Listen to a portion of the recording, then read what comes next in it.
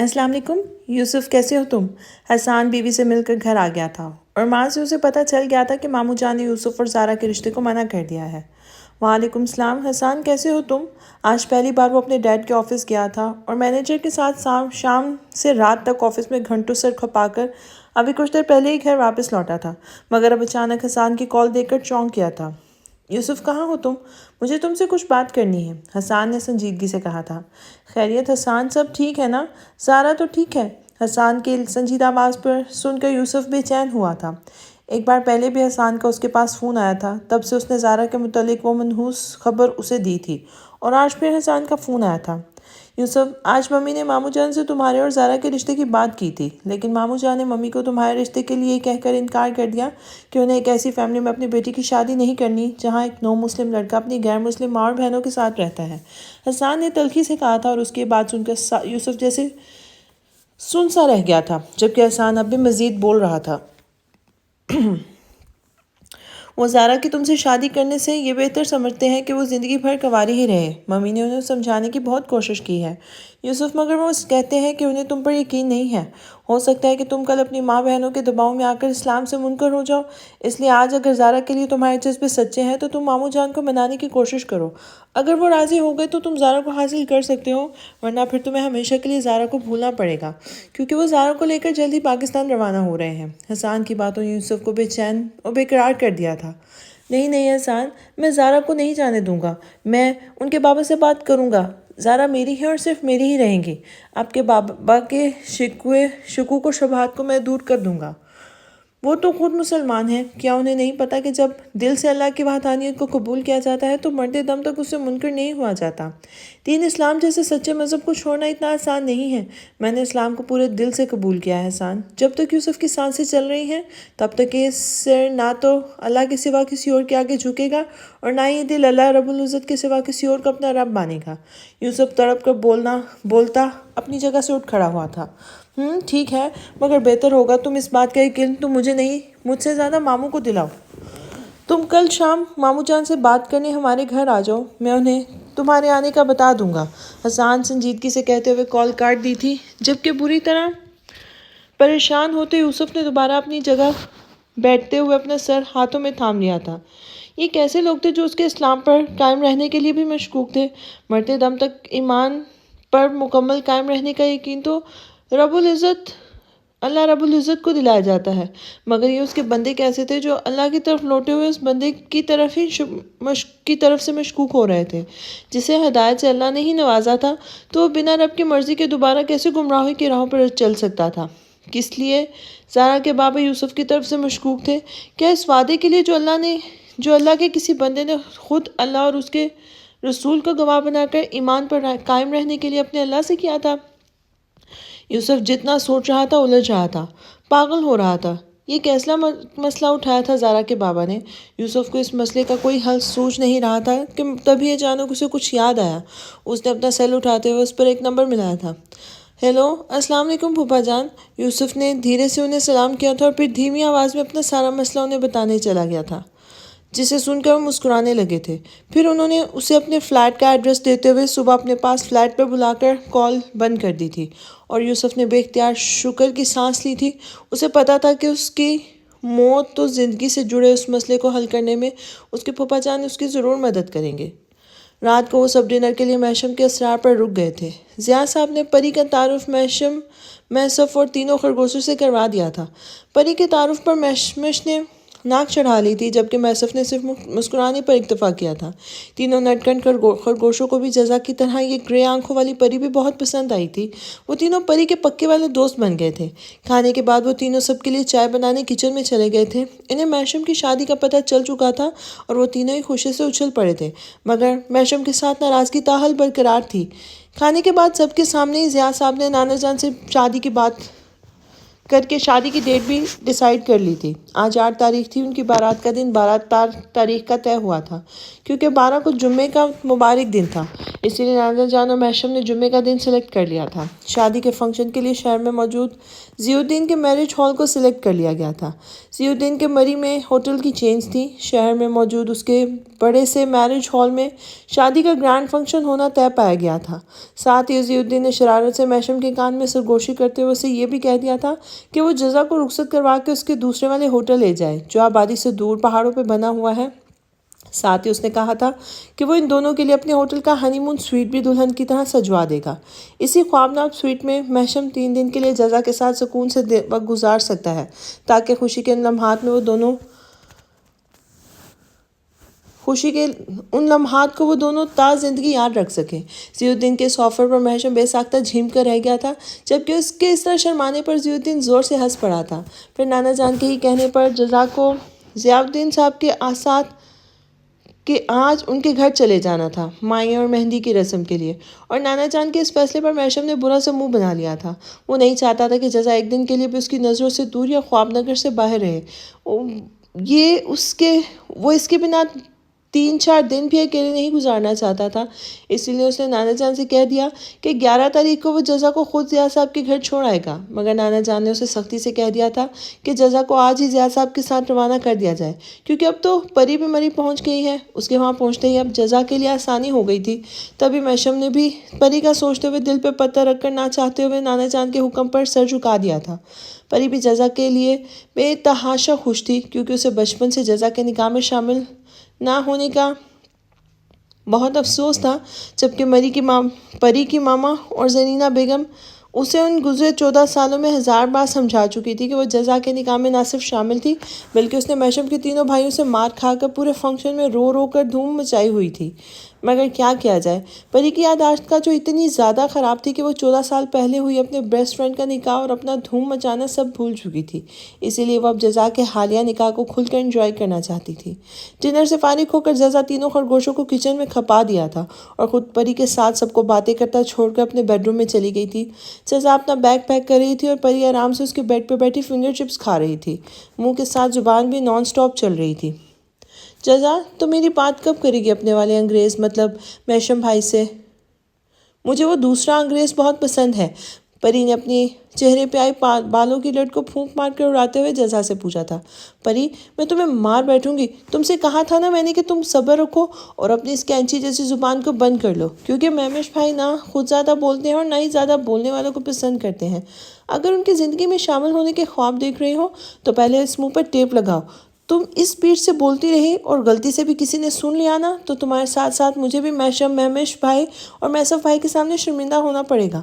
جزا نے جھنجھلا کر پری کو سمجھایا تھا، کچھ نہیں ہوتا، الٹا تمہارا وہ انگریز دیور اپنی قسمت پر رش کرے گا کہ ماں بدولت نے اسے شرف قبولیت بخشا۔ پری نے فخر سے اپنے کندھے جھاڑتے ہوئے کہا تھا۔ اب کی بار جزا واقعی بنا گئی تھی۔ شرف قبولیت، مائی فوٹ، تم زمینی پری تو کیا کوئی پرستان کی اصلی پری بھی ان کے سامنے آ جائے نا تو وہ دونوں اتنے نیک، شریف اور فرمانبردار ہیں کہ اپنے بھائی کے سامنے نظر اٹھا کے بھی اس پری کو نہیں دے سکتے۔ وہ محشم کی بہت عزت کرتے ہیں اور اپنے بھائیوں کی شادی بیاہ کے سارے معاملات محشم ہی طے کریں گے، اس لیے تم اس شرف قبولیت کو تو بھول ہی جاؤ، کیونکہ جب تک محشم نہیں چاہیں گے تب تک وہ تمہاری دال نہیں گلنی۔ اس لیے اپنا بون باکس بند کر لو میری ماں، کہیں محشم روم میں نہ چلے آئیں، ان پر اتنا اچھا امپریشن پڑنے دو، یہ محبوط الحواسوں کی طرح حرکتیں مت کرو۔ تینوں خرگوشوں کی تو خیر ہے، وہ تو اپنے دوست ہیں، مگر یہ تینوں بھائی بہت سنجیدہ مزاج ہیں۔ اگر ان لوگوں نے تمہاری یہ فضول خیالات سن لیے نا تو تمہارے لیے ڈوب مرنے کا مقام ہوگا۔ اس سے پہلے کہ میں ان 3 بھائیوں سے شرمندہ ہو کر بھری جوانی میں ڈوب مرنے کی سوچوں، اتراؤ تمہارا گلا گھونٹ کر یہ قصہ تمام کر دیتی ہوں۔ جزا نے بولتے بولتے آخر میں چپس کھاتی پری پر چڑھائی کر دی تھی اور اس کا گلا دبوچ لیا تھا۔ ارے چھوڑو مجھے جزا، میں 19 سال کی عمر میں عشق آتش کی ملیحہ کی طرح مرنا نہیں چاہتی۔ ابھی میں نے دیکھا ہی کیا ہے اس دنیا میں، کتنی جلد ککڑی لڑکی ہو تم جزا، خود تو شادی کر لی، میری باری آتے ہی مرنے مارنے پہ اتر آئی۔ ارے دوستوں اپنے دوستوں کی محبت میں خود کو قربان کر دیتے ہیں، اور تو نے کیا کیا بے وفا لڑکی؟ میں نے ذرا سا دیور کیا مانگ لیا؟ تو آنکھیں ماتھے پر رکھ لیں۔ پری جھٹپٹا کر ہاتھ پیر چلا رہی تھی مگر زبان بھی لگاتار چل رہی تھی۔ اس نے غصے سے جزا کو ایک طرف دھکیلا تھا اور تل ملا کر ایک تکیہ اس پر کھینچ مارا تھا۔ تکیہ جزا کے منہ پر گر لگا تھا۔ جزا نے اس بے غیرت پری پر اثر نہ ہوتے دیکھ کر خود بھی غصے میں اسے تکیوں سے مارنا شروع کر دیا تھا۔ پری اس سے بچتی ہوئی بیڈ کی دوسری سائڈ سے اتر کر سامنے بھاگی تھی۔ جزا بھی اس کے پیچھے ہی بھاگنے لگی تھی۔ پورے روم میں دونوں ایک دوسرے کے پیچھے ٹام اینڈ جیری کی طرح بھاگتی پھر رہی تھی۔ وہ جہاں جہاں سے گزر رہی تھی چیزیں پھینکتی جا رہی تھی۔ اب تو تکیے بھی پھٹ کر روئی کے ذروں میں بدل گئے تھے۔ پورے روم میں روئی برف کی طرح بکھری ہوئی تھی۔ پری کمرے کا ایک چکر لگا پورا کرتے ہوئے بھاگتے بھاگتے دروازے کی طرف بڑھی تھی۔ تبھی مہمش دروازہ نوک کر کے روم میں داخل ہوا اور تیزی سے بھاگتی پری اسپرنگ کی طرح اچھل کر اپنی جگہ رک گئی تھی۔ پری کے پیچھے اسے مارنے کو لپکتی ہوئی جزا بھی پھولی سانسوں کے ساتھ اپنی جگہ رک گئی تھی۔ پھر اس نے جلدی جلدی اپنے بالوں کو ہاتھوں کی مدد سے ٹھیک کیا، جبکہ دوسری طرف کھڑی ہوئی پری مسمرائی سی مہمش کو دیکھے جا رہی تھی۔ مہمش نے ہمیشہ کی طرح اپنی گولڈن براؤن بال جیل کی مدد سے ایک طرف سیٹ کیے ہوئے تھے۔ وائٹ شرٹ پر براؤن لیدر جیکٹ اور بلیک جینز پر اس کی شاندار ہالی ووڈ ایکٹر جیسی شکل و صورت اور پرسنالٹی کو دیکھ کر پری کی آنکھیں چمکنے لگی تھیں۔ بھابھی کیا میں اندر آؤں؟ آ جاؤں؟ دروازے کے ہینڈل پر ہاتھ رکھے مہمش نے حیرت سے وہیں کھڑے کھڑے پورے روم کا جائزہ لیا تھا اور ساتھ ساتھ ان دونوں کی بگڑی حالت بھی ملاحظہ کی تھی۔ اسے کمرے سے پہلے ان دونوں کو دیکھ کر سمجھ میں آ گیا تھا کہ یہاں وہ دونوں جنگلی بلیوں میں لڑائی ہوئی تھی۔ جی آئے نا بھائی، وہ ہم دونوں بس ریس کر رہے تھے تو اس لیے سب بگڑ گیا، جزا نے دھیرے دھیرے پری کے پاس جاتے ہوئے خجالت سے مسکرا کر کہا تھا۔ وہ پری کے پاس پہنچ گئی تھی اور اس کے سر، ناک اور گال پر چپکی روئی ہٹائی تھی، جبکہ پری تو مہمش کو دیکھ کر کوما میں چلی گئی تھی۔ یہ چھوٹا سا گفٹ میں آپ کے لیے لایا تھا۔ مہمش نے اپنے ہاتھ میں موجود چھوٹا سا پیپر بیگ جزا کی طرف بڑھایا تھا۔ اس شاپ پر میں فون کا ڈبہ، سم کارڈ اور کارڈ لیس ایئر فونز تھے۔ جزا نے حیرت سے اس کے ہاتھ میں موجود شاپر دیکھا تھا۔ اس میں کیا ہے بھائی؟ جزا نے حیرت سے شاپر کو دیکھا تھا۔ آپ کے لیے فون لایا تھا بھابھی، اب آپ 3-4 دن کے لیے جا رہی ہیں نا، تو میں نے سوچا کہ آپ کو اس کی ضرورت ہوگی، اسی لیے لے آیا۔ اس میں سم کارڈ اور ایئر فون بھی موجود ہیں۔ مہمش نے ایک نظر خاموشی سے خود کو تکتی پری کو دیکھا تھا اور جی بھر کر بدمزہ ہوتے ہوئے نگاہوں کا زاویہ بدل لیا تھا۔ بہت شکریہ بھائی، مجھے اس کی واقعی بہت ضرورت تھی۔ مجھے نانا جان سے بھی بات کرنی ہوتی ہے، اب انکل کے گھر جا کر آپ سب سے بھی بات کر لیا کروں گی۔ جزا نے شاپر کھول کر اندر جھانکتے ہوئے ممنوعیت سے کہا تھا۔ شکریہ کیسا، آپ ہماری بھابھی بعد میں ہیں، اس سے پہلے ہماری کیوٹ سی چھوٹی بہن اور بہنیں بھائیوں کا شکریہ ادا کرتی اچھی نہیں لگتی۔ مہمش جزا کے سر پہ ہاتھ رکھ کر بولا اور پلٹ کر باہر جانے لگا تھا۔ تبھی ساکت سے کھڑی پری چونک کر ہوش میں آئی تھی۔ سنیں، کیا آپ مجھے اپنے انسٹیٹیوٹ میں ایڈمیشن دیں گے؟ میں BSc کر رہی ہوں، پری نے دانتوں کی نمائش کرتے ہوئے پوچھا تھا۔ سوری، ہمارے یہاں پاگلوں کو نہیں پڑھایا جاتا۔ مہمش سنجیدگی سے بولتا ہوا باہر نکل گیا تھا۔ اس کا صاف جواب سن کر پیچھے کھڑی پری کا منہ کھلا حیرت سے کھلا رہ گیا تھا، جبکہ جزا پری کی شکل دیکھ کر منہ پہ ہاتھ رکھ کر ہنستی چلی گئی تھی۔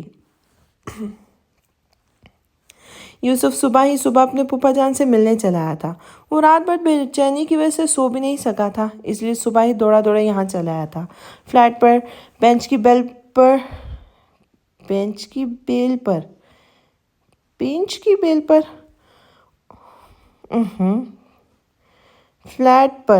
پر انگلی رکھ کر وہ جیسے ہاتھ ہٹانا بھول گیا تھا۔ پھر 2 منٹ بعد مولانا صاحب نے دروازہ کھولا تھا اور بنا کچھ کہے یوسف کو دیکھ کر مسکرانے لگے تھے۔ انہیں اس کی پریشانی کا اندازہ تھا، اس لیے بنا کچھ بولے اس کے سلام کا جواب دیتے ہوئے اسے اپنے ساتھ لے کر اندر چلے آئے تھے۔ بیٹھو یوسف، میں تمہارا انتظار کر رہا تھا، باتیں بعد میں ہوں گی، چلو پہلے ناشتہ کر لیتے ہیں، مولانا صاحب بولتے ہوئے ایک طرف بنے کچن کی طرف بڑھ گئے تھے۔ پھر 2 منٹ بعد ہی وہ کسی کے ساتھ باہر واپس آئے تھے اور ان کے ساتھ آنے والی ہستی کو دیکھ کر یوسف کا منہ حیرت سے کھلا کا کھلا رہ گیا تھا۔ آنے والی ہستی کو دیکھ کر یوسف ساکت بیٹھا رہ گیا تھا، کیونکہ سامنے عورت کے روپ میں اس کے ڈیڈ کھڑے تھے۔ ہو بہو اس کے ڈیڈ کی صورت والی وہ عورت یوسف کو گنگ کر گئی تھی۔ فرق بس اتنا تھا کہ وہ عورت اپنے خوبصورت مہربان کالے حجاب میں لپٹی چہرے پر ایک پیاری سی مسکراہٹ سجائے اسے دیکھ رہی تھی، جبکہ یوسف نے اپنے ڈیڈ کو کبھی مسکراتے نہیں دیکھا تھا۔ پھوپھو اپنے ہاتھ میں ٹرے تھامے آگے بڑھنے لگی تھی۔ یوسف بے اختیار اپنی جگہ سے اٹھ کھڑا ہوا تھا۔ یہ پھوپھو، یوسف نے ہکلاتے ہوئے کہا تھا۔ اس نے مولانا صاحب کے بہت اصرار پر اسرار پر لفظ پھپھو اور پھپھا سیکھا تھا۔ ان لفظوں کی مشق اسے علی نے کروائی تھی۔ علی آدھا ترکی آدھا پاکستانی تھا، کیونکہ اس کی امی کا تعلق پاکستان سے تھا، اس لیے اس کے گھر میں اردو کا زیادہ رجحان تھا۔ علی کی امی گھر میں بھی اردو بولتی تھی اور ان کے بچے شوہر بھی زیادہ تر اردو میں ہی بات کرتے تھے۔ ہاں یوسف، تمہاری آمنہ پھپھو، ملو گے نہیں اپنی پھپھو سے؟ پھپھا جان کی مسکراتی آواز پر یوسف نے چونک کر انہیں دیکھا تھا۔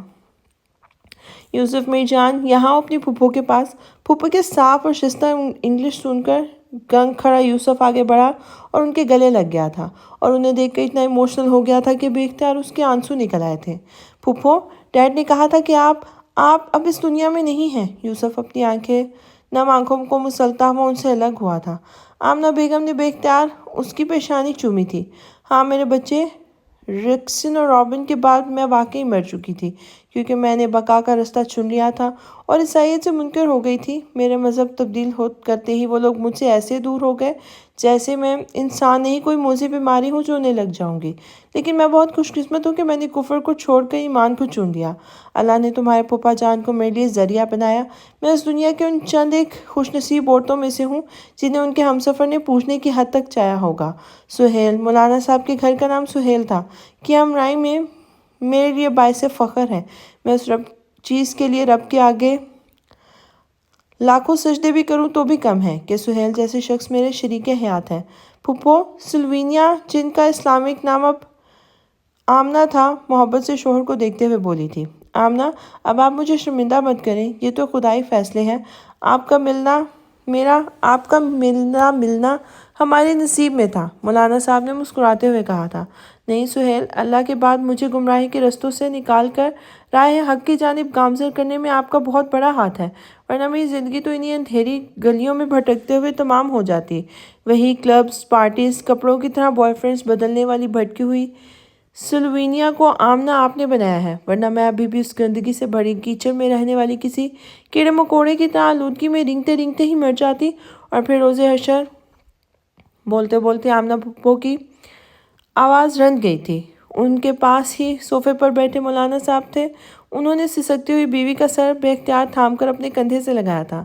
یوسف خاموشی سے بیٹھا ان دونوں کی آپسی انڈرسٹینڈنگ کو دیکھ رہا تھا۔ آمنہ، آپ نے ہمارے بیٹی کی پیدائش پر مجھ سے وعدہ کیا تھا کہ آپ گزرے وقت کو یا اپنے ماضی کو دوبارہ کبھی یاد کر کے افسردہ نہیں ہوں گی۔ آج آپ نے اپنا وعدہ توڑ دیا ہے، یہ کوئی اچھی بات تو نہیں؟ مولانا صاحب نے بولتے بولتے مصنوعی انداز میں منہ موڑ کر اپنا رخ دوسری طرف کر لیا تھا۔ وہ 45 سے 50 سال کے پیٹے میں تھے، مگر اپنی عمر سے کافی کم نظر آتے تھے۔ اس وقت بھی وہ عام سے گھریلو حلیے میں بے حد وجیح لگ رہے تھے۔ آسمانی گرم کرتا شلوار میں الجھے بکھرے بالوں کے ساتھ ان کی سرخ و سفید رنگت چمک رہی تھی۔ یوسف نے ایک بار کہیں پڑھا تھا کہ چہرہ دل کا آئینہ دار ہوتا ہے، اور اگر یہ سچ ہی تھا تو سامنے بیٹھے شخص کا پرنور، صاف و شفاف چہرہ اس کی صاف دلی کا واضح ثبوت تھا۔ یوسف مولانا صاحب کو دیکھتے ہوئے بے ساختہ مسکرایا تھا، کیونکہ مولانا صاحب ناراضگی کا مصنوعی مظاہرہ کرتے ہوئے بھی کنکیوں سے بیوی کا چہرہ دیکھتے جا رہے تھے۔ ان کے لبوں پر دبی دبی مسکراہٹ پھیلی ہوئی تھی، جبکہ ان کی خفگی پر آمنہ بیگم جیسے کسی بری طرح بے چین ہو گئی تھی۔ I'm sorry سہیل، پلیز مجھ سے خفا مت ہو، وہ بس میں یوسف کو دیکھ کر ذرا جذباتی ہو گئی تھی۔ اتنے سالوں بعد آج آپ کی وجہ سے میں دوبارہ اپنے سے مل سکی ہوں۔ ممی ڈیڈی کے جانے کے بعد میرے دونوں بھائی بھی چلے گئے۔ میرے بھائی رابن اور رسکن دونوں اس دنیا میں سے چلے گئے ہیں۔ وہ دونوں میرے ساتھ اس دنیا میں آئے تھے اور اب مجھے اکیلا چھوڑ کر چلے گئے ہیں۔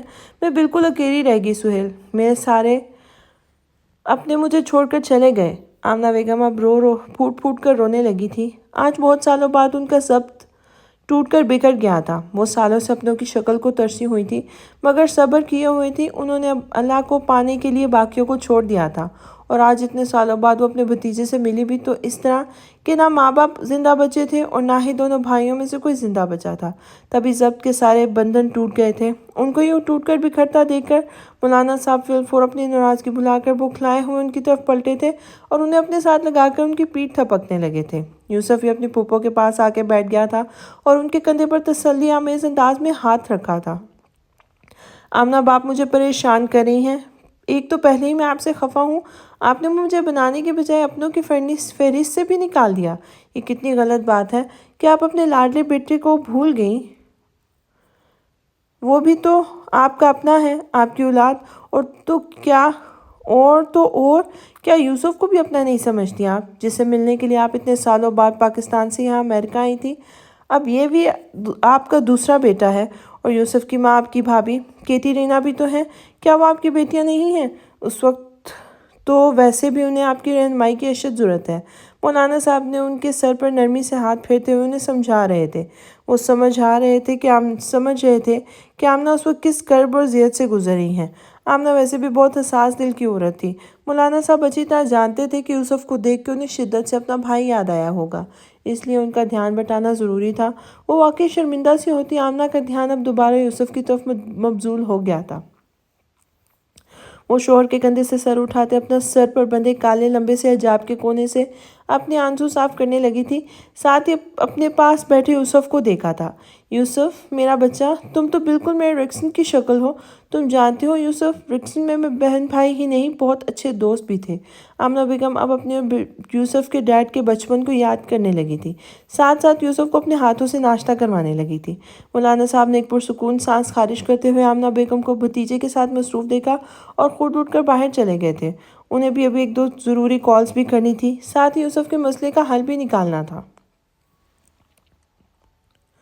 زارا کو تنزیلہ بیگم نے ایک چھوٹے سے سٹور روم میں بھجوایا تھا۔ اس پورے روم میں کباڑ اس طرح بکھرا ہوا تھا کہ کمرے کے بیچوں بیچ پڑے ٹوٹے ہوئے سنگل بیڈ کی طرف میں ٹوٹی کرسیوں ٹیبل کے علاوہ حسان کے بچوں کے ٹوٹے کھلونے بھی پڑے تھے۔ پرانے کپڑوں کی گٹھڑیاں اور ٹوٹے پھوٹے پرانے صوفے بھی اسی روم میں موجود تھے۔ اس سنگل بیڈ کا ایک پایا بھی ٹوٹا ہوا تھا، پائے کی جگہ پرانی کتابوں کو رکھ کر بیڈ کو بیلنس کیا گیا تھا، مگر پھر بھی وہ بیڈ ادھر ادھر ہل رہا تھا۔ اس ہلتے جھلتے بیڈ پر بیٹھی سارا کو دیکھ کر دوبارہ سے سرفراز صاحب کا دل کسی نے مٹھی میں لے کے مسل ڈالا تھا۔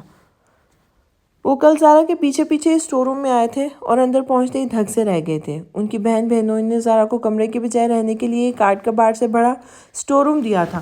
کمرے کی نیچی سی چھت پہ جگہ جگہ لٹکتے جالے اور فرش پہ پڑی مٹی کو دیکھ کے انہیں غصہ آ گیا تھا۔ یہ کمرہ کسی بھی طرح کے انسان کے رہنے کے لائق نہیں تھا۔ اگر یہاں سخت ترین سردی کا موسم نہیں ہوتا تو اس گھٹے ہوئے کمرے میں ایک سیکنڈ بھی نہیں رکا جا سکتا تھا۔ سرفراز صاحب نے درد سے جلتی آنکھوں کو صاف کیا تھا۔ ان کے جیتے جی بلکہ نظروں کے سامنے ان کی بچی کے ساتھ ان کی سگی بہن ایسا سلوک کر رہی تھی۔ یہ سب دیکھ کے وہ بری طرح دل برداشتہ ہو کے اٹھے تھے۔ دکھ کے ساتھ غصے کی شدت سے وہ جیسے پاگل ہو اٹھے تھے، تو اسی وقت تنزیلہ بیگم کے پاس جا کر ان سے باس پوس کرنا چاہتے تھے، مگر زارا نے انہیں قسم دے کے روک لیا تھا۔ سرفراز صاحب نے زارا سے کہا بھی تھا کہ وہ ان کے ساتھ ہوٹل چلے، مگر وہ اس پر راضی نہیں ہوئی تھی۔ ایک تو وہ اجنبی مردوں کے بیچ انجان کسی ہوٹل میں رکنا نہیں چاہتی تھی، اس کے سوا بھی پھپھا پھوپھی اور حسان بھائی ان کے یوں اچانک اپنے گھر سے ہوٹل جانے پر برا مان جاتے، اور زارا نہیں چاہتی تھی کہ ان کی وجہ سے ان دونوں بہن بھائیوں کے تعلقات خراب ہوں، اور وہ دونوں بہن بھائیوں کے بیچ میں کوئی دیوار کھڑی ہوتی نہیں دیکھنا چاہتی تھی، مگر نادان تھی نا، نہیں جانتی تھی کہ دیوار تو کھڑی ہو چکی تھی۔ تنزیلہ بیگم کی اپنی بیٹی کے ساتھ رواں رکھے گئے اس رویے کے لیے سرفراز صاحب مرتے دم تک بہن کو معاف نہیں کر سکتے تھے۔ تنزیلہ بیگم کے لیے اپنی بیٹی کے بھائی کی بیٹی داغدار ہو چکی تھی، اور اب وہ زندگی بھر زارا کی اور پرانی تنزیلہ پھپھو نہیں بن سکتی تھی، جبکہ زارا ان کی بھتیجی تو تھی ہی۔ تنزیلہ بیگم کے لیے باعث شرم، غلاظت اور بدنامی کے کیچڑ میں لتھڑی ہوئی، جسے وہ اپنی نظروں کے سامنے اپنے گھر میں بھائی کی وجہ سے ایک آدھ دن کے لیے بمشکل برداشت کر رہی تھی۔ سرفراز صاحب جانتے تھے کہ ان کی بیٹی کی ایسی کڑی آزمائش کا دور تھا جس کا سامنا اس کے ساتھ انہیں بھی کرنا تھا۔ کل رات بھی غم و غصے میں انہوں نے اپنی بہن کے گھر کا کھانا تک نہیں کھایا تھا، کیونکہ تنزیلہ بیگم نے کھانے کے ٹیبل پہ بھی جزا کو نہیں بلوایا تھا اور اس کا کھانا لے کر خود ہی اس کے روم میں چلی آئی تھی، مگر جزا نے کھانے سے منع کر دیا تھا اور تنزیلہ بیگم نے بھی اصرار نہیں کیا تھا۔ سرفراز صاحب بہن کے اس بدترین رویے پر اس قدر دل برداشتہ ہوئے کہ ان کے جانے کے بعد وہ خود بھی بنا کچھ کہے خاموشی سے اٹھے اور سونے چلے گئے تھے۔ اپنے روم میں جانے سے پہلے انہوں نے زارا سے کہا بھی تھا کہ وہ ان کے ساتھ گیسٹ روم میں رہیں، مگر اس نے باپ کو منع کر دیا تھا۔ اسے نہ جانے کوئی ضد ہو چکی تھی، یا وہ اپنوں کی دی ہوئی سزا کو جھیل کر خود اذیتی کے کسی عمل سے گزرنا چاہتی تھی، یا وہ واقعی باپ سمیت کسی بھی مرد کا سامنا نہیں کرنا چاہتی تھی۔ بات جو بھی تھی، مگر سرفراز صاحب پوری رات یہی سب سوچ کر جاگتے رہے تھے۔ ان کی زارا کی زندگی نہ صرف بری طرح برباد ہو چکی تھی بلکہ اس کا دماغ خوف کے حصار میں اس قدر جکڑا گیا تھا کہ ہاسپٹل سے واپسی پر ہاسپٹل میں گھومتے مختلف ڈاکٹرز اور دوسرے کام کرتے مردوں کو دیکھ کر وہ ہمارے خوف کے باپ کا بازو پکڑ رہی تھی، اور پوری رستے گاڑی میں بھی وہ باپ کو پکڑے سر جھکائے بیٹھی رہی تھی۔ سرفراز صاحب تب بھی اسے ملول اور افسردہ ہو گئے تھے۔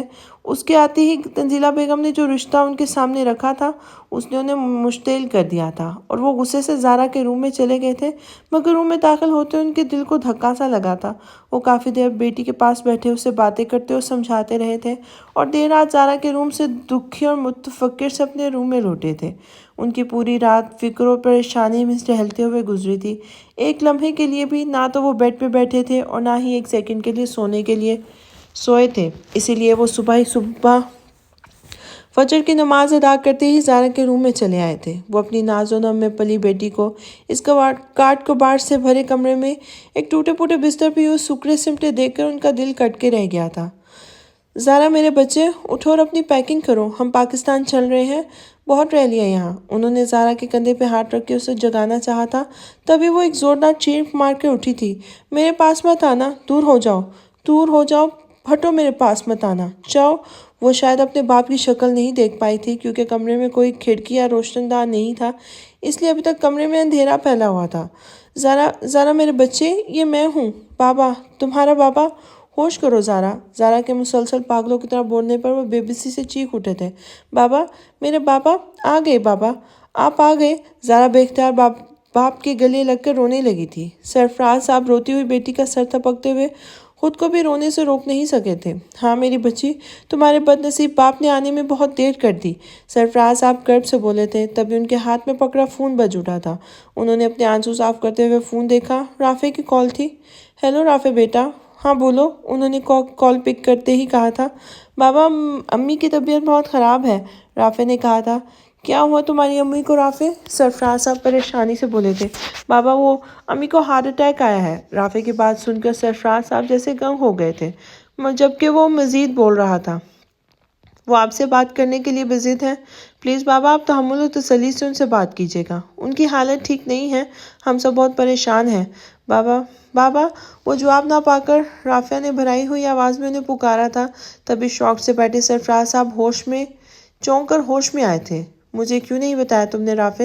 کب ہوا تمہاری ماں کو ہارٹ اٹیک؟ ان کی چیختی ہوئی آواز پر رافع گھبرا گیا تھا، اور زارا بھی ماں کے اٹیک کا سن کر بری طرح پریشان ہو گئی تھی۔ بابا پلیز، ہم یہاں بہت پریشان تھے اور آپ کو اتنی دور پریشان نہیں کرنا چاہتے تھے، مگر امی آپ سے بات کرنے کو بضد ہیں، پلیز ان سے بات کر لیں۔ رافع کی ملتجی آواز سن کر انہوں نے بمشکل خود کو ریلیکس کیا تھا۔ کراؤ میری بات، وہ دھیمی آواز میں بولے تھے۔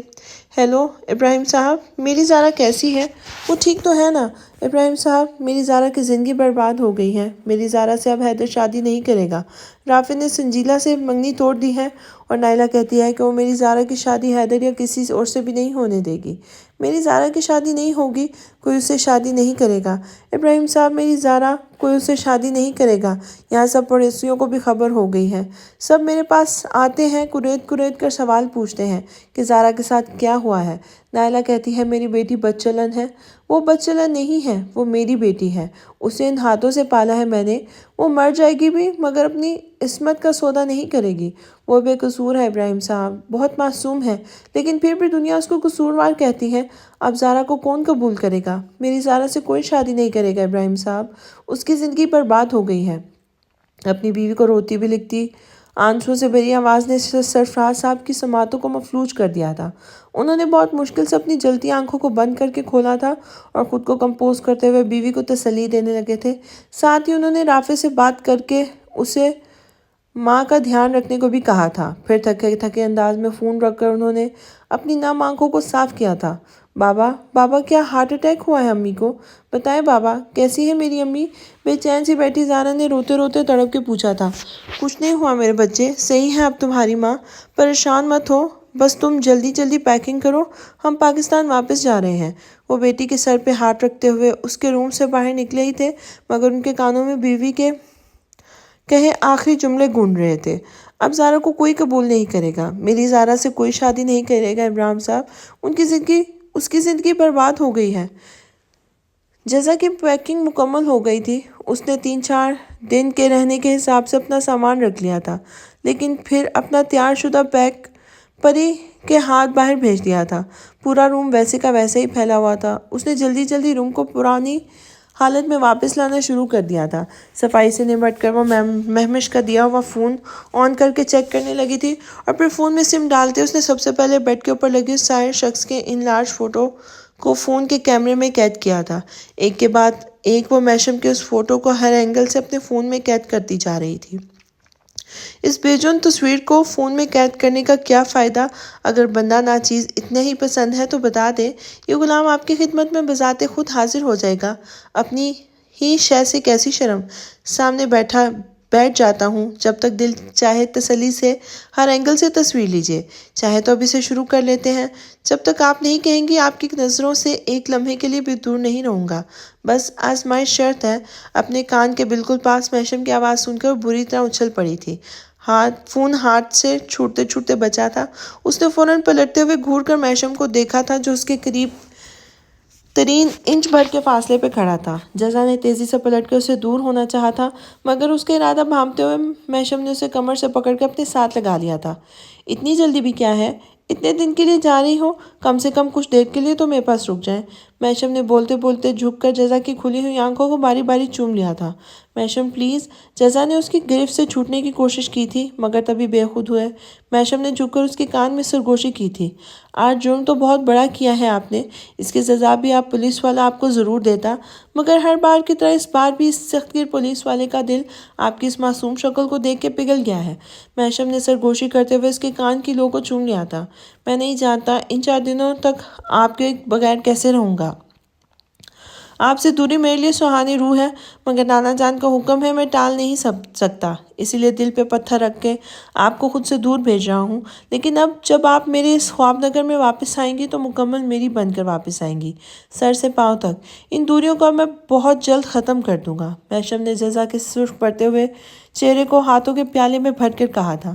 مجھے جانا ہے میشم۔ جزا نے اس کی باہوں کا حصار توڑنا چاہا تھا، کیونکہ میشم کی منمانیاں مزید بڑھنے لگی تھی اور جزا بدحواس ہوئے جا رہی تھی۔ تبھی میشم نے مسکراتے ہوئے اسے چھوڑا تھا اور پھر اپنا فون آن کرتے ہوئے اپنا چہرہ جزا کے ساتھ جوڑتے ہوئے سیلفی لی تھی، اور اس سے پہلے کہ جزا کچھ سمجھتی، میشم نے اپنا لب جزا کے گال پہ رکھتے ہوئے دوسری سیلفی لے لی تھی، اور پھر جلدی سے جزا کے پیچھے جا کے کھڑا ہوا تھا اور اس کے کندھے پر سر ٹکاتے ہوئے تیسری سیلفی لی تھی۔ اس کے بعد جزا کو اپنے ایک ہاتھ کے حصار میں لیتے ہوئے اس نے ایک اور سیلفی لی تھی۔ اس طرح مختلف پوزز میں ایک کے بعد اس نے نہ جانے کتنی ساری سیلفیز لے لی تھی۔ آپ کا نیا نمبر میں نے اپنے پاس سیو کر لیا ہے، اور یہ سب سیلفیز میں نے آپ کو واٹس ایپ کر رہا ہوں۔ جب میری یاد آئے گی آپ انہیں دیکھ لیجیے گا۔ میں آپ کے جانے کے بعد آپ کو بہت مس کروں گا ظالم لڑکی، مگر مجبوری ہے، آپ کو روک بھی نہیں سکتا، اس لیے آپ کے جانے کے بعد ان سے کام چلاؤں گا۔ ویسے سزا کیا آپ مجھے کال کریں گی؟ میشم نے آس بھری نظروں سے جزا کو دیکھتے ہوئے دوبارہ سے اپنے ایک ہاتھ کے حصار میں لے کے اس کے کندھے پر چہرہ ٹکا لیا تھا۔ جزا بھی نہ جانے کس موڈ میں تھی۔ اس نے مزاحمت کی کوشش نہیں کی تھی، شاید اسے بھی اس شاندار سے شخص سے یہ عارضی دوری ابھی سے محسوس ہو رہی تھی۔ میشم، میں نے آپ کے سارے کپڑے صبح ہی پریس کر دیے تھے، اب سب وارڈروب میں سیٹ کر دیے ہیں، میرے پیچھے آپ کو کوئی پریشانی نہیں ہوگی۔ آج بازار سے کھانا آیا تھا، رات کے لیے جو کھانا میں نے گھر میں بنایا تھا وہ سب ایسے ہی رکھا ہے، صبح وہی کھا لیجیے گا، رات کے لیے کچھ بھی بنانے کی ضرورت نہیں ہے۔ جب تک انکل کے ہاں ہوں وہیں سے بنا کر روز بھجوا دیا کروں گی۔ میشم بھائی اور میوسف بھائی کو باہر سے کھانا مت کھانے دیجیے گا۔ میں محمود اور مہران سے بھی کہہ کر جاؤں گی، آپ کو ناشتے میں بھی بد پرہیزی کرنے مت دیں۔ اور بھرائی ہوئی آواز میں بولتی جزا کا رخ اچانک میشم نے اپنی طرف کیا تھا۔ میشم کو اپنی طرف حیرت سے تکتا پا کر جزا نے جلدی سے اپنی پلکیں جھپک کر اپنے آنسو کو روکا تھا۔ جزا میری جان، کیا میں جو سمجھ رہا ہوں وہ ٹھیک ہے؟ میشم نے جزا کا ایک ہاتھ سے اوپر اٹھاتے ہوئے پوچھا تھا، اور جزا کی آنکھوں میں لکھی واضح تحریر پڑھ کر میشم کا دل خوشی سے جھوم اٹھا تھا اور وہ بے ساختہ جھک کر جزا کی بھیگی آنکھوں کو چومنے لگا تھا۔ آنکھوں کے بعد گالوں کو چومتے ہوئے اس کے لبوں پر جھکا ہی تھا کہ تبھی دروازے پر زوردار دستک ہوئی تھی اور میشم نے بری طرح جھلاتے ہوئے دروازے کو دیکھا تھا۔ اسے اس وقت بے وقت کی مداخلت پر شدید غصہ آ رہا تھا۔ اف، یہ کون آ گیا اب؟ ایک تو بندہ گھر میں سکون سے رومانس بھی نہیں کر سکتا۔ ویسے بھی میری بیوی مجھ پر کبھی کبھی مہربان ہوتی ہے، نہ جانے کیوں کوئی یہ بات نہیں سمجھتا۔ مجھے لگتا ہے اس گھر کے لوگوں کو ہوتے ہوئے اس صدی میں تو میں جزا کے نزدیک ہونے سے رہا۔ میشم سخت غصے میں بڑبڑاتا ہوا دروازے کی طرف بڑھا تھا۔ اس کی جھنجھلاہٹ دیکھ کر پیچھے کھڑی جزا بے اختیار کھلکھلا کر ہنستی چلی گئی تھی۔ غصے میں بڑے میشم نے جیسے ہی جھٹکے سے دروازہ کھولا، سامنے ہی پری اپنے دونوں ہاتھ سینے پہ باندھے کھڑی دونوں کو بھوئیں چکائے محسوس سے انداز میں مسکرا رہی تھی۔ پری کو دیکھتے ہی میشم کے چہرے کے تاثرات تیزی سے بدلے تھے۔ پری، آپ آئے نا اندر، سٹپٹا کے بولتا میشم جلدی سے دروازے کے آگے سے ہٹ گیا تھا اور پری شاہانہ چال چلتے ہوئے اندر چلی آئی تھی۔ میشم بھائی، وہ میں کہہ رہی تھی کہ اگر آدھے گھنٹے کمرے میں بند رہنے کے بعد آپ دونوں کی ساری باتیں ختم ہو گئی ہیں تو پلیز جزا کو باہر بھیج دیں۔ باہر ہال میں سب آپ دونوں کے انتظار میں کھڑے ہیں۔ آپ بھی باہر چلیں اور جزا کو رخصت کر دیں۔ پری شرارت سے بولتے جزا کے کندھے پر بازو پھیلا کر کھڑی ہو گئی تھی۔ وہ، ہاں، ہم بس آ رہے ہیں، چلے جزا۔ میشم خجل سے انداز میں سر کھجاتے ہوئے جزا سے پوچھنے لگا تھا۔ ہاں چلیں۔ جزا شرارت سے مسکراتی پری کو آنکھیں دکھاتے ہوئے میشم کے پیچھے پیچھے ہی باہر نکل گئی تھی۔ باہر واقعی وہ سب ان دونوں کا انتظار کر رہے تھے۔ مہمش، ضیاء الدین، امتیاز صاحب اور زرینہ بیگم باہر جا چکے تھے اور ہال میں مہمش کو نہ پا کر پری بھی چپکے سے باہر بھاگ گئی تھی۔ جزا کو دیکھ کر تینوں خرگوشوں کے منہ لٹک گئے تھے، کیونکہ وہ تینوں بھی جزا کے جانے سے خوش نہیں تھے۔ وہ چاہتے تھے کہ یہاں رہتے ہوئے وہ سب مل کر جزا اور میشم کی شادی کی تیاریاں کریں، مگر میشم نے اب نانا جان سے وعدہ کر لیا تھا، اس لیے وہ بھی مجبور تھا۔ کیا بات ہے، یہ منہ کیوں لٹکایا ہوا ہے تم نے؟ جزا ہال میں ایک طرف کونے میں کھڑے تینوں خرگوشوں کے پاس آئی تھی۔ آپ کیوں جا رہی ہیں؟ ہم سب مل کر شاپنگ کریں گے نا، ساری رسمیں گھر سے ہی کریں گے۔ آپ کے جانے کے بعد گھر ویسے ہی خالی ہو جائے گا، مزہ کیا خاک آئے گا۔ مہران منہ بنا کر بولا تھا۔ تو تم سے کس نے کہا ہے کہ ہم رسمیں الگ الگ کریں گے؟ میشم نے سارے فنکشن کمبائن ہی رکھے ہیں۔ مایوں ایک جگہ ہی ہوگی اور مہندی والے دن تم تینوں میرے پاس وہیں رہو گے، پھر رات بارات والے دن بھی ہم ساتھ ہوں گے، اور میرے ویلکم کے لیے تم پورے گھر کو دوبارہ سے ڈیکوریٹ کرنا۔ پہلے تو خالی روکھے سوکھے گھر میں رخصتی کروا لی تھی، اب ذرا دھماکے دار انٹری کروانی ہے میں نے، جزا مزے سے بولی تھی۔ تبھی اس کی نظر اپنے سامنے کھڑے میشم پر پڑی تھی، جو ان کی باتیں سن کے سب کے ساتھ ساتھ خود بھی مسکرا رہا تھا۔ اس کی آنکھوں کی شرارتی سی چمک دیکھ کر جزا نے اس سے نظر چرانے پر مجبور ہو گئی تھی۔ تبھی میشم کے پاس کھڑے میسف نے جھک کر بھائی کے کان میں کچھ کہا تھا اور میشم سر پہ ہاتھ مار کر اس بات میں سر ہلاتا ہوا جلدی سے اندر کی طرف بڑھا تھا اور 2 منٹ بعد ایک چھوٹا سا بیگ لے کے واپس باہر آیا تھا۔ باہر نکلتی جزا کو آواز دے ڈالی تھی۔ تینوں خرگوشوں کو بھی تب تک باہر نکل گئے تھے۔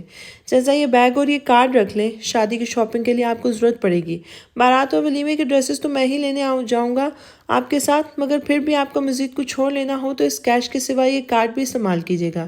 یہ آپ کا ہی کارڈ ہے، میں نے آپ کا اکاؤنٹ کھلوا دیا تھا، اکاؤنٹ میں موجودہ رقم آپ کی ہے، آپ اسے جیسے دل چاہے استعمال کریں۔ میشم نے بیگ کے ساتھ جزا کا بینک کارڈ بھی اسے تھماتے ہوئے کہا تھا۔ مگر میں اس کا کیا کروں گی میشم؟ مجھے جو چاہیے ہوگا میں آپ سے کہہ دوں گی۔ جزا نے ہچکچاتے ہوئے پیسوں کے بیگ اور کارڈ کو دیکھا تھا۔ ضرورت ہے جزا، میں نہیں چاہتا کہ آپ اپنی کسی ضرورت کے لیے بھی میرا یا کسی اور کا منہ دیکھنا پڑے۔ میشم نے آہستگی سے بولتے ہوئے جھک کر جزا کی پیشانی ایک بار پھر چومی تھی۔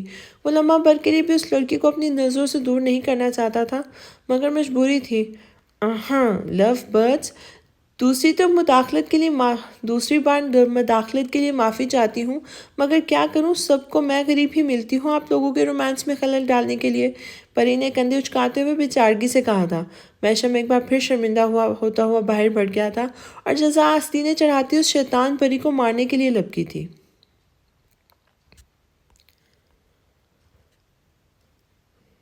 زارا اور سرفراز صاحب اپنی پیکنگ مکمل کر لی تھی، انہیں اب جلد سے جلد پاکستان پہنچنا تھا۔ بیوی کی حالت کا سن کر سرفراز صاحب کا دل بے چین و بے قرار تھا، مگر قسمت سے انہیں 2 دن بعد کی فلائٹ ملی تھی۔ اب مزید 2 دن انہیں امریکہ میں ہی رہنا تھا، مگر بیٹی کے ساتھ بہن کے سرد رویے کو دیکھتے ہوئے انہوں نے ہوٹل میں رکنے کا فیصلہ کر لیا تھا، اس لیے وہ گھر والوں کے اٹھنے سے پہلے ہی یہاں سے چلے جانا چاہتے تھے۔ تبھی وہ زارا کو بمشکل راضی کر کے بنا ناشتہ کیے گھر سے جا ہی رہے تھے کہ دروازے پر انہیں جاگنگ سے واپس آتے حسان نے جا لیا تھا۔ ماموں جان، یہ صبح صبح آپ کہاں جا رہے ہیں؟ حسان نے حیرت سے ان کے اور زارا کے ہاتھوں میں موجود بیگز کو دیکھ کے پوچھا تھا۔ ہم جا رہے ہیں حسان، تم سب کا بہت بہت شکریہ کہ تم نے نہ صرف میری بچی کو اتنے دن اپنے گھر پہ رکھا بلکہ اس حادثے کے بعد بھی اس کی کافی مدد کی۔ ہم لوگ تمہارے احسان مند ہیں، مگر اب ہمیں جانا ہوگا۔ سرفراز بھائی صاحب نے رکھائی سے کہا اور باہر کی طرف بڑھنے لگے تھے، مگر احسان نے لپک کر ان کا بازو پکڑ لیا تھا۔ ماموں جان پلیز، یہ کیسی بیگانوں جیسی بات کر رہے ہیں آپ؟ اور آپ کی فلائٹ کب کی ہے؟ حسان نے ماموں سے پوچھا تھا۔ 2 دن بعد کی فلائٹ ہے، تب تک ہم ہوٹل میں رکیں گے، سرفراز صاحب نے اب بھی سپاٹ لہجے میں کہا تھا، اور حسان سمجھ گیا تھا کہ ماموں جان اس کی ماں کے رویے کو سمجھ چکے ہیں، اس لیے ناراضگی کے اظہار کے طور پر گھر سے جا رہے ہیں۔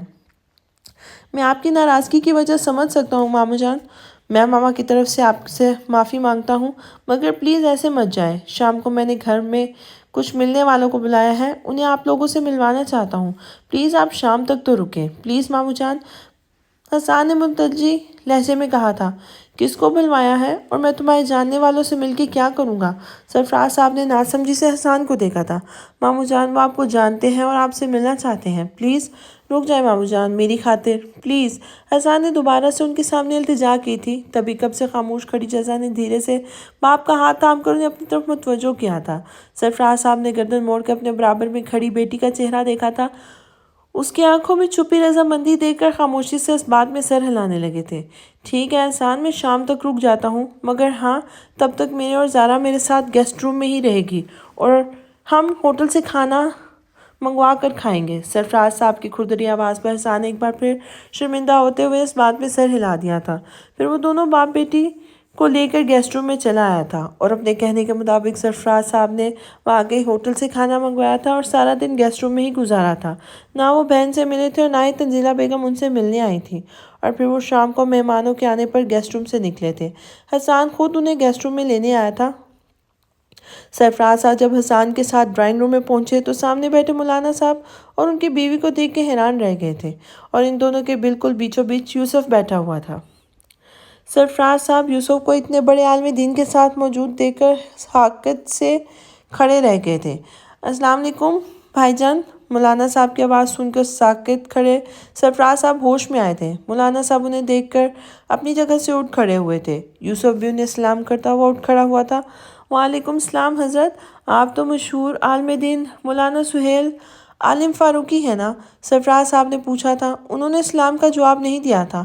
مایوس سا یوسف خاموشی سے دوبارہ بیٹھ گیا تھا۔ جی بھائی جان، میں سہیل عالم فاروقی ہی ہوں، زیادہ تو لوگ مجھے عالم فاروقی کے نام سے جانتے ہیں۔ یہ میری اہلیہ آمنہ سرفراز ہے، اور آپ سرفراز صاحب ہیں نا؟ مولانا صاحب گرم جوشی سے سرفراز صاحب کے گلے جا لگے تھے۔ مولانا صاحب آپ یہاں کس سے؟ مطلب کہ حسان نے مجھ سے کہا تھا کہ آپ مجھ سے ملنا چاہتے ہیں۔ مولانا صاحب اور سرفراز صاحب دونوں اپنی اپنی جگہ سنبھال چکے تھے۔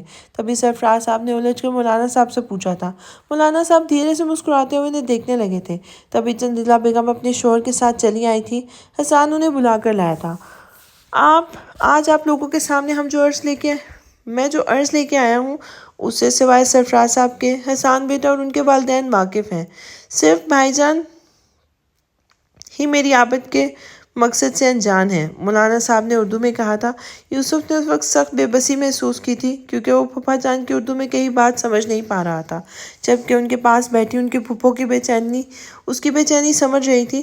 انہوں نے تسلی آمیز انداز میں یوسف کے کندھے پہ ہاتھ رکھا تھا، جو مولانا کی طرف دیکھ رہا تھا، جو اس کی طرف متوجہ نہیں تھے۔ بھائی صاحب، میں کچھ دیر اکیلے میں آپ سے بات کرنا چاہتا ہوں، کیا آپ سب کی اجازت ہے؟ مولانا صاحب کے پوچھنے پر حسان نے خفیف سے انداز میں اس بات میں سر ہلایا تھا اور حیران بیٹھے سرفراز صاحب کو دیکھنے لگا تھا۔ ماموں چلے؟ حسان نے حیران سے بیٹھے اپنے ماموں سے پوچھا تھا۔ سرفراز اسباب میں سر ہلاتے اٹھ کھڑے ہوئے تھے۔ حسان مولانا صاحب اور سرفراز صاحب کو اوپر اپنے روم کے آگے بنے بڑے سے سٹنگ ایریا میں چھوڑ کر خود نیچے چلا آیا تھا۔ سارا تک گیسٹ روم میں ہی تھی۔ تنزیلہ بیگم اب بے چین سے بیٹھی یوسف اور آمنہ بیگم سے باتوں میں مصروف ہو گئی تھی، مگر ان سمیت باقی سب کی حسیات مولانا صاحب اور سرفراز صاحب کی طرف ہی متوجہ تھی۔ نور سب کے لیے چائے اور سنیکس لے کے آئی تھی، مگر یوسف سے مارے گھبراہٹ کے کچھ بھی کھایا نہیں جا رہا تھا۔ پھر 1 گھنٹے کے جان لیوا انتظار کے بعد سرفراز صاحب اور مولانا صاحب کے اوپر سے واپسی ہوئی تھی۔ حسان، تنزیلہ اور حسیب۔ تنزیلہ پھپھو کے شوہر: میں زارا کو لے کر عالم صاحب کے ساتھ ان کے گھر جا رہا ہوں۔ شام کو زارا اور یوسف کا نکاح ان کے گھر پہ ہوگا، تم سب کو شرکت کرنی ہے۔ سرفراز صاحب نے اچانک دھماکہ کیا تھا اور یوسف کے سوا سب ساکت بیٹھے تھے۔ زارا کے بابا کی اردو میں کہی بات میں یوسف کو بس اپنا اور زارا کا نام سمجھ آیا تھا، تبھی وہ ناسمجھی سے اپنے پاس بیٹھی آمنہ بیگم کو دیکھنے لگا تھا۔ آمنہ بیگم نے اس کی سوالیہ نظر کو دیکھ کے مسکراتے ہوئے اس کی پیشانی چومی تھی اور اسے سرفراز صاحب کی کہی بات سمجھائی تھی، اور پھر اتنی بڑی خوشخبری سن کر یوسف پر شادی مرگ طاری ہو گئی تھی۔ وہ کل رات ہی سب کے ساتھ انکل ضیاء کے گھر پہنچی تھی اور گھر جاتے ہی پری کے روم میں جا کر سو گئی تھی۔ اسے نہیں پتا تھا کہ پری رات کو روم میں کب آئی تھی۔ اسے میشم کی طرح جلدی سونے کی عادت پڑ گئی تھی۔ پھر وہ صبح تہجد کے وقت اٹھی تھی۔ پری اس کے ساتھ ہی سوئی پڑی تھی۔ تہجد نماز پڑھ کے وہ فجر تک جاگی تھی۔ فجر کے اذان ہونے سے 2 منٹ پہلے ہی اس نے سوئی ہوئی پری کو جھنجھوڑ کر جگایا تھا۔ کیا ہوا؟ سیلاب آ گیا یا طوفان آیا ہے؟ جزا کیا ہوا؟ پری ہڑبڑا کر جاگی تھی اور نیند کو بھگانے کی کوشش میں دونوں آنکھوں کو پھاڑ کر جزا کو دیکھ رہی تھی۔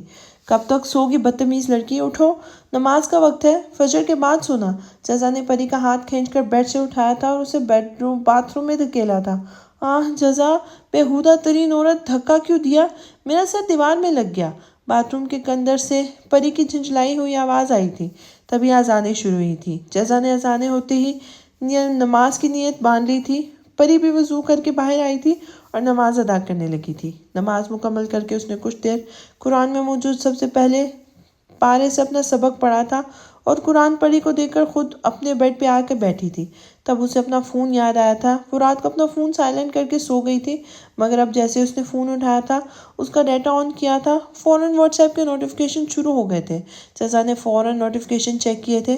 یہ پہلا وائس میسج تھا: جزا میری جان، آئی ایم مسنگ یو۔ آج سے پہلے مجھے اپنا گھر اور اپنا روم اتنا تنہا ویران نہیں لگا جتنا آج لگ رہا ہے۔ پلیز میرے خواب نگر میں جلدی واپس آئیں۔ اس کے ساتھ ہی نیچے یہ لائنز بھی تھی: جس دن سے میرے ہاتھوں نے تمہارے ہاتھوں کو چھوا ہے، اس دن سے میرے ہر لفظ سے، میری ہر بات سے صرف تمہاری خوشبو آتی ہے۔ یعنی یہ نمبر میشم کا تھا۔ اس نے ایک نہیں ڈھیروں میسیجز کیے تھے۔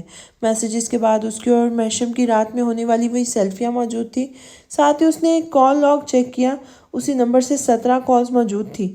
وہ اپنا سر پکڑ کے رہ گئی تھی۔ اس کا مطلب تھا میشم اسے رات سے لے کے ابھی تک کالز اور واٹس ایپ کرتا رہا تھا، اور وہ پہلے کی طرح اب بھی نہ اس کے میسیجز کا رپلائی کر پائی تھی اور نہ ہی کالز کا۔ اس نے پھر سب سے پہلا کام میشم کے نمبر کو سیو کر کے کیا تھا اور جلدی سے واٹس ایپ کھول کر میشم کی پروفائل پر لگی پک دیکھنے لگی تھی۔ اس کے پروفائل پر انگلش کے 2 الفابیٹس ایم اور جے کو باہم ملا کر ایک بے حد خوبصورت اور منفرد سے مونوگرام کی پک لگی ہوئی تھی۔ ساتھ ہی اسٹیٹس پہ لکھا تھا: حقیقی عشق وہی ہے جو حد میں رہ کر بے حد کیا جائے۔ جزا کو بے ساختہ اپنے اس حسین ہمسفر کی حسین سوچ پہ پیار آیا تھا۔ تبھی کسی نے اچانک اس کے ہاتھ سے فون اچک لیا تھا۔ جزا نے پلٹ کر دیکھا، پری اس کی اور میشم کی وہ پرسنل سیلفیز دیکھ رہی تھی۔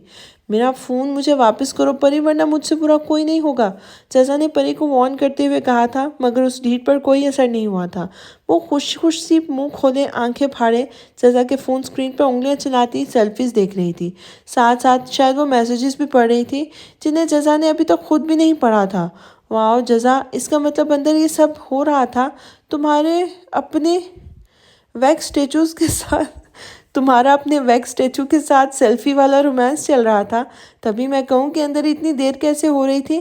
ویسے سبھی سیلفیز زبردست آئی ہیں، مگر سب سے اچھی یہ ہے، رومانٹک اینڈ کیوٹ۔ پری نے اپنے پورے دانت دکھاتے ہوئے فون کی اسکرین جزا کے سامنے کی تھی۔ فون پر وہ دوسرے نمبر والی سیلفی تھی جب میشم نے اس کی گال کو چوما تھا۔ جزا نے دانت پیستے ہوئے اپنا فون جھپٹ کر پری سے چھیننا چاہا تھا۔ بدتمیز، تم میری دیورانی بننے کے قابل نہیں ہو، ڈھیٹ، بے شرم، تمہیں شرم نہیں آتی؟ میشم بہنوئی ہونے کے سوا تمہارے ہونے والے جیٹ بھی ہوتے ہیں، تمہارے اور تم ان کو ویکس اسٹیچو کہہ رہی ہو؟ تمہاری پرسنل پکس دیکھ رہی ہوں، اب میں نہیں کروں گی تم جیسی جنگلی عورت کے لیے میشم سے کوئی بھی بات، بلکہ تمہارے سامنے ہی میمش بھائی کے لیے بیوی ڈھونڈوں گی۔ تم بس ہاتھ ملتی رہ جانا، یہ جو 12 چاند چڑھانے کے ارمان ہیں نا تمہارے، وہ یوں ہی دھرے کے دھرے رہ جائیں گے۔ جزا تلملاتے ہوئے ہاتھ نچانے جا کر بول رہی تھی اور اپنا فون لے کر دوبارہ بیڈ پہ جا بیٹھی تھی، جبکہ ہک دک سی کھڑی پری نے اسے غصے سے دیکھ کر اپنے چاروں طرف نظریں دوڑائی تھی۔ پھر اچانک ہی اس کے ذہن میں جھماکا ہوا تھا۔ وہ چٹکی بجاتے ہوئے اپنی مطلوبہ چیز لپک کر اپنے وارڈروب کی طرف بڑھی تھی اور پھر اندر سے کچھ نکال کر پری نے اپنے فون پر جھکی جزا کو آواز دی تھی۔ جزا، میشم کے میسیجز پڑھتی جزا نے لمحے بھر کو اپنی جھکی گردن اٹھا کے پری کو دیکھا تھا۔ کیا ہے؟ اس نے ناک پھلاتے ہوئے پوچھا تھا اور ایک دو بار ایک کے بعد ایک فون پر آتے ہوئے میشم کے مہکتے پیغامات پڑھنے لگی تھی۔ سوچ رہی ہوں ہونے والے جیٹ اور بہنوئی کو سہاگن کی جگہ بیوہ کر دوں۔ پری نے جزا کو دیکھتے ہوئے پرسوچ انداز میں کہا تھا۔ ہیں؟ مطلب؟ جزا نے ناسمجھی سے ایک بار پھر پری کو دیکھا تھا، تبھی پری نے اپنی پیٹھ پر پڑے بندے ہاتھ آگے کیے تھے اور اس کے ہاتھ میں موجود چیز کو دیکھ کر جزا کی پوری آنکھیں کھل گئی تھی۔ پری تیزی سے بھاگ کر جزا کے پاس آئی تھی اور اپنے ہاتھ میں پکڑی چھری سے جزا کے پیٹ پہ اٹیک کیا تھا۔ اس نے چھری جزا کے پیٹ پہ ماری تھی اور پھر جزا کی واضح زوردار چیخ پر پری نے خونی نظروں سے اسے دیکھا تھا۔ اصل میں پری نے جزا پر ٹوائے نائف سے اٹیک کیا تھا، جو دکھنے میں اوریجنل چاقو جیسا لگتا تھا، مگر پریشر پڑتے ہی وہ چھری اپنے دستے میں چلی جاتی تھی۔ اب تو گئی جزا، ہاں، میرا انتقام پورا ہوا۔ میں تیری دیورانی نہیں بن سکی نا، تو تجھے بھی نہیں جانے دوں گی اس خوبصورت خواب نگر میں۔ میری بچی، تجھے مارنے کے بعد یہ شیطان پری تیرا خون بھی پی جائے گی۔ جزا، پری اپنی آواز موٹی کر کے دانت دکھاتے ہوئے واقعی کسی خون آشام بلا کی طرح بولی تھی، اور جزا سچ میں ڈر کر زور زور سے رونے لگی تھی، مگر پری شاید ابھی بھی مطمئن نہیں ہوئی تھی۔ تبھی اس نے کچھ سوچتے ہوئے روم میں موجود چھوٹے سے روم ریفریجریٹر کو دیکھا اور جلدی سے اپنی مطلوبہ چیز نکال لائی تھی، اور پہلے کی طرح اس بار پھر اس نے اچانک جزا پر دوسرا اٹیک کیا تھا۔ اس کے ہاتھ میں ایک ڈبہ تھا جس کا ڈھکن کھول کے اس نے ڈبے میں موجود چاکلیٹ کے کاکروچ جزا پر پھینکے تھے۔ اب روتی ہوئی جزا زور زور سے چلا کر بیڈ سے اچھل کر ادھر سے ادھر بھاگتی پھر رہی تھی۔ تبھی پری نے پھرتی سے بیڈ پہ پڑا اس کا فون اٹھا کر میشم کو نمبر ملایا تھا۔ دوسری طرف کافی دیر بعد میشم کی نیند میں ڈوبی ہوئی آواز سنائی دی تھی۔ میشم بھائی، جزا آپ کو یاد کر کر کے دھاڑے مار مار کے رو رہی ہے۔ پری نے اپنے سامنے اچھلتی جزا کو دیکھتے ہوئے چاکلیٹ کا کاکروچ اٹھایا تھا اور جزا کو دکھاتے ہوئے مسکرا کر کاکروچ اپنے منہ میں رکھ لیا تھا۔ کیا ہوا جزا کو؟ یہ چیخ کیوں رہی ہیں؟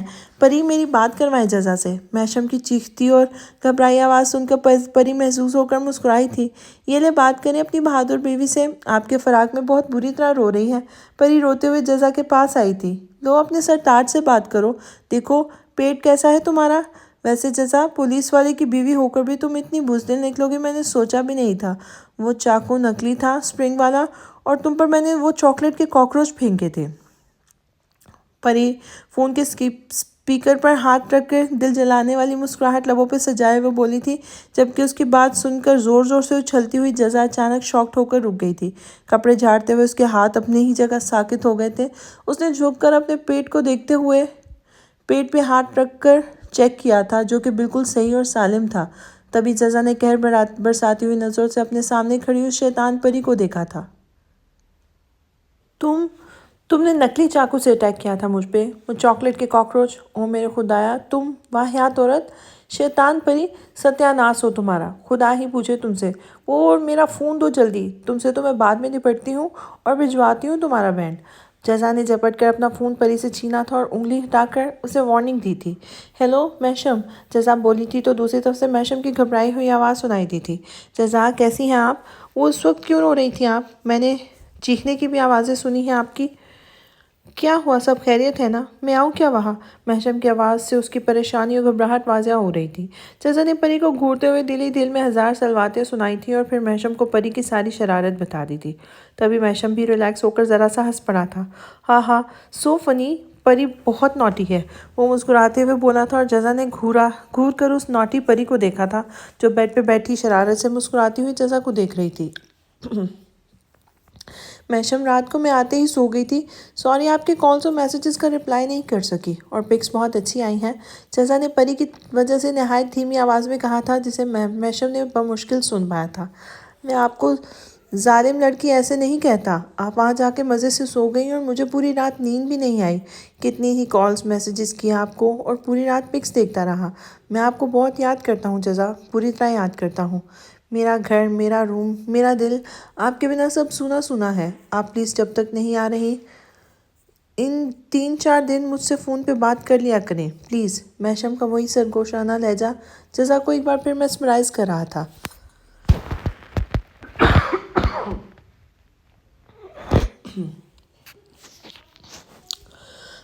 میں کوشش کروں گی محشم، ورنہ یہ 2-3 دن آپ کو پتہ ہے بزی گزریں گے، جزا نے پری کو گھورتے ہوئے کہا تھا جو دور بیٹھی اسے نہ جانے کیا کیا اشارے کر رہی تھی۔ میں تہجد کے بعد آپ کو کال کر لوں، اس وقت تو آپ فجر تک جاگتی ہیں نا؟ محشم کی ملتجی آواز سن کر جزا نے مسکرا کر اس بات میں سر ہلایا تھا۔ ٹھیک ہے، مگر اب کیا میں سو جاؤں؟ نیند آ رہی ہے۔ جزا کو شیطان پری کی حرکتیں مسلسل تاؤ دلا رہی تھی۔ ظالم لڑکی، میری نیندیں اڑا کر خود کو سونے کی پڑی رہتی ہے، ہاں؟ اوہ چلیں، مجھے تو اب نیند آ رہی ہے، سوچ رہا ہوں میں بھی مجھے تو اب نیند آنے سے رہی، سوچ رہا ہوں کہ میں بھی اب جاگنگ پہ چلا جاؤں، محشم نے گہری سانس لیتے ہوئے کہا تھا۔ اوکے آپ جائیں، بائے بائے، جزا نے کہتے ہوئے کال کاٹ دی تھی۔ جزا پری کو گھورتے ہوئے اس کی طرف بڑھی تھی۔ شیطان پری، اللہ تیرے شر سے میرے مہمش بھائی کو محفوظ رکھے، کرواتی ہوں تیری شادی، ٹھہر جا۔ جزا نے پری کے پیچھے بھاگی تھی جو اس سے بچ کے پورے روم میں گول مول گھوم رہی تھی۔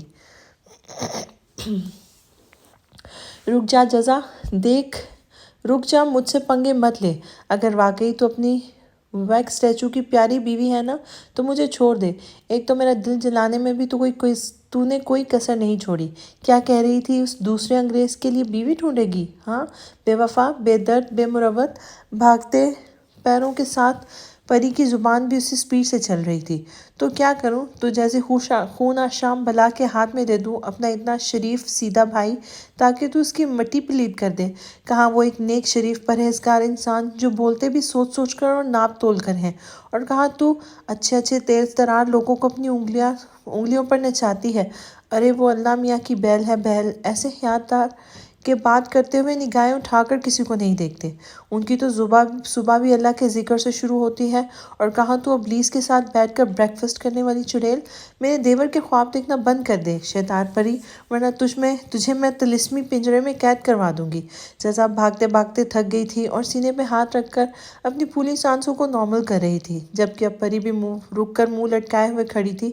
جزا، میں شریف ہو جاؤں گی نا، اس انگریز کے لیے میں خود کو بدل لوں گی، بس تو اسے میرے لیے بک کر دے اپنی شادی پر ہی، کیونکہ شادی میں امی اور ابو دونوں آئیں گے، وہ دونوں میری شادی کو لے کر سنجیدہ ہیں، میری اور آپی کی شادی وہ ساتھ ساتھ کرنا چاہتے ہیں۔ ماموں جان نے انہیں اپنے اپارٹمنٹ کے ایک پولیس والے کا رشتہ بتایا ہے، ہو سکتا ہے شادی میں بھائی اور امی اس سے مل کر رشتہ بھی فائنل کر دے میرا، مگر مجھے اب اس انگریز کے سوا کسی اور کی نہیں بننا، جوگ لینا منظور ہے مگر کسی اور کی بننا منظور نہیں۔ پری جوش و جذبات سے بول رہی تھی۔ جزا نے آنکھیں سکیڑ کر اسے دیکھا تھا۔ ٹھیک ہے، میں سوچوں گی، مگر ایک شرط پر، جزا نے نخریلے انداز میں کہا تھا۔ کیا شرط؟ پری کو اس کے انداز پہ تیش تو بہت آیا مگر صبر کر گئی تھی۔ پہلے 10 اٹک بیٹھک کرو اور ماں بدولت کے پیر پکڑ کر معافی مانگو اپنی چھچھوری حرکتوں کی، اور اس کے بعد قسم کھاؤ کہ آئندہ میں نے جزا کو پریشان کیا تو میں خود کے منہ پر خود ہی 10 چپیڑیں ماروں گی، اور سب میرے پیروں میں گر کر جذباتی انداز میں سکیٹس کی ہیروئنز کی طرح روتے روتے بولنا، شرٹ منظور ہے تو بولو ورنہ دفع ہو جاؤ، جزا شاہانہ انداز میں بولتی ہے، کہنی کہ بیڈ پہ نیم دراز ہو گئی تھی جبکہ پری نے گھونٹ کر اسے دیکھا تھا اور پھر گلا کھنگار کر بولی تھی، منظور ہے مگر اس شرٹ میں تھوڑا رد و بدل کر دو۔ میں سب بولوں گی مگر پیر پکڑ کے نہیں، بلکہ پری بات ادھوری چھوڑ کر جزا کے پاس آ کے بیٹھی تھی۔ بلکہ جزا نے ایک آئی برو اٹھا کر سوالیہ انداز میں پوچھا تھا۔ بلکہ گلا پکڑ کر بولنے کے ساتھ ہی پری نے جزا کا گلا دبوچ لیا تھا۔ جزا نے زور سے مزاحمت کے طور پر خود کو پنجے مارتی اس جنگلی بلی کو تکیے سے مارنا شروع کر دیا تھا اور اپنے گلے سے اس کے ہاتھ ہٹاتی بیڈ کی دوسری طرف اٹھ کے بھاگی تھی۔ ایک بار پھر پورے روم میں گھمسان کا رنگ پڑ چکا تھا۔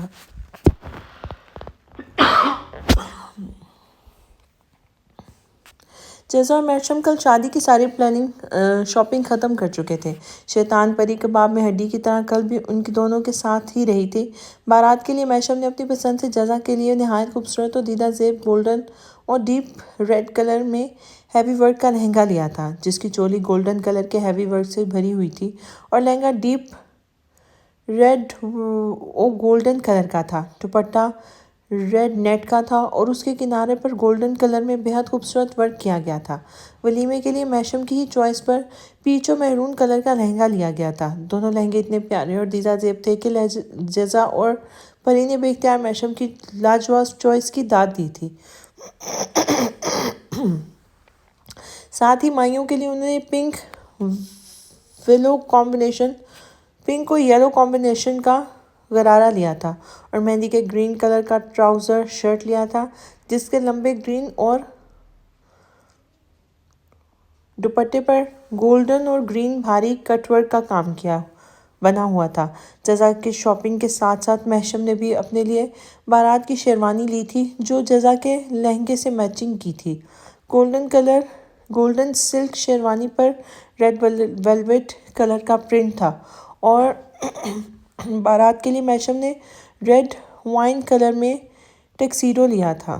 مائیوں کے لیے جزا نے میشم کے لیے آسمانی کلر کا کرتا شلوار لیا تھا اور یہ کلر اسے میشم پر بہت پیارا لگتا تھا۔ میشم کے ساتھ ہی جزا نے اپنے دیوروں کے لیے بھی ڈھیر ساری شاپنگ کی تھی۔ مہندی پر میشم کو آنا نہیں تھا، اس لیے اس نے میشم کے لیے مہندی کا کوئی ڈریس نہیں لیا تھا۔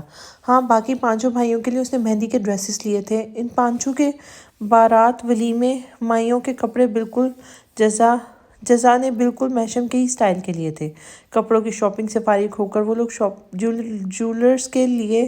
جیولری کے لیے یہاں بھی گئے تھے اور لہنگے سے میچنگ جیولری کے سوا بھی میشم نے چپکے سے جزا کے لیے ایک باریک خوبصورت پازیب کا سیٹ پسند کر لیا تھا، جس میں گھنگرو کے ساتھ چھوٹے چھوٹے سے پرلز بھی کاٹ کر لگائے گئے تھے۔ میشم نے پری اور جزا کو دوسری طرف مصروف دیکھ کر سیلز بوائے کو اشارے سے اپنے پاس بلایا تھا اور اس نے باقی سامان کے ساتھ اس سیلز بوائے سے وہ پازیب کا سیٹ بھی پیک کرنے کو کہا تھا۔ تمام شاپنگ سے فارغ ہوتے ہی ان لوگوں نے ایک بڑے سے ہوٹل میں لنچ کیا تھا اور پھر گھر کی راہ لی تھی۔ پری کی زبان اس پورے وقت میں لگاتار چلتی رہی تھی، ساتھ ہی اس نے جزا کے ساتھ نوک جھونک میشم کو کافی محظوظ کر رہی تھی۔ اسے جزا کی دلچسپ سی دوست جزا کا ہی دوسرا روپ لگی تھی۔ میشم جب بھی اسے دیکھتا تھا اس کے دل میں فوراً اپنے مہمش کا خیال آتا تھا۔ تصور میں جب اس نٹ کھٹ سی پری کو مہمش کے پہلوؤں میں کھڑا دیکھتا تھا تو اس کا دل بے اختیار مطمئن ہو جاتا تھا۔ اس نے سوچ لیا تھا کہ وہ اپنی شادی سے فارغ ہو کر پری کے لیے سر ریاض سے ضرور بات کرے گا۔ اسے یقین تھا مہمش کو اس کی پسند سے اختلاف نہیں ہوگا۔ پری نہ صرف دکھنے میں بہت حسین تھی بلکہ سنجیدہ خوپوش سے مہمش کے لیے چلبری سی پری ہی بہترین رہتی، اور پھر پری جزا کی دوست بھی تھی۔ ان کے خواب نگر کے لیے یقیناً یہ دونوں لڑکیاں مناسب انتخاب ثابت ہوتی۔